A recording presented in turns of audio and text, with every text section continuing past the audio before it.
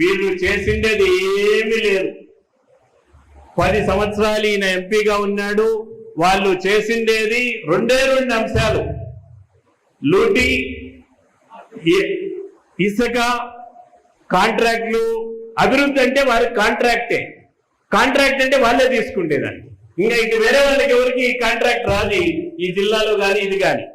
మదనపల్లి నియోజకవర్గ వ్యాప్తంగా బీటీ రోడ్లు, సీసీ రోడ్ల నిర్మాణానికి 190 కోట్ల రూపాయల ప్రభుత్వ నిధులు ఖర్చు చేసింది. చేనేతల కోసం 40 లక్షల ప్రభుత్వ నిధులతో కమ్యూనిటీ భవనం, దాదాపు 80 లక్షల రూపాయలతో 2000 వివిధ ఉపకరణాలు పంపిణీ చేసింది. 1219 కోట్ల 93 లక్షల రూపాయలతో హంద్రీనీవా కాలువ విస్తరణ పనులు శరవేగంగా జరుగుతున్నాయి. మెడికల్ కళాశాల నిర్మాణానికి 500 కోట్ల రూపాయలు మంజూరయ్యింది.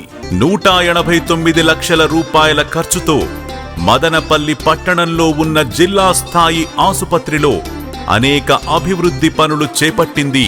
మదనపల్లి నియోజకవర్గంలో వివిధ పాఠశాలల అభివృద్ధికి మన ప్రభుత్వం ఖర్చు చేసిన వివరాలు: రహదారికి కేంద్ర ప్రభుత్వం నుంచి తగిన అనుమతులు సాధించి దాదాపు 2900 కోట్ల రూపాయలతో విస్తరణ పనులు జరుగుతున్నాయి.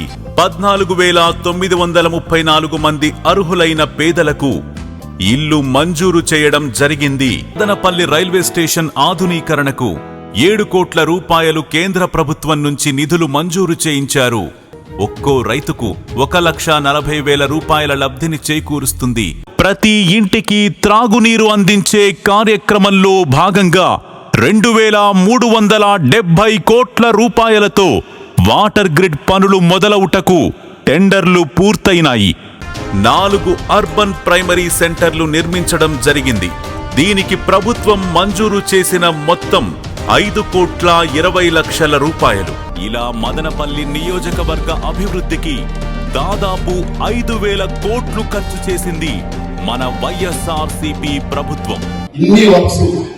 ఇన్ని వేల కోట్ల వర్క్స్ హెడ్ క్వార్టర్ స్టేట్ లో మీరు ఏదన్నా తీసుకోండి, ఏదన్నా ఏ హెడ్ క్వార్టర్ కొత్తగా ఇచ్చిన హెడ్ క్వార్టర్ లేకపోతే డిస్ట్రిక్ట్ హెడ్ క్వార్టర్ ఇన్ని వేల కోట్ల నిధులు ఎక్కడైనా వచ్చాయని కూడా నేను నన్ను విమర్శించిన వాళ్ళందరూ కూడా నేను అడుగుతాను.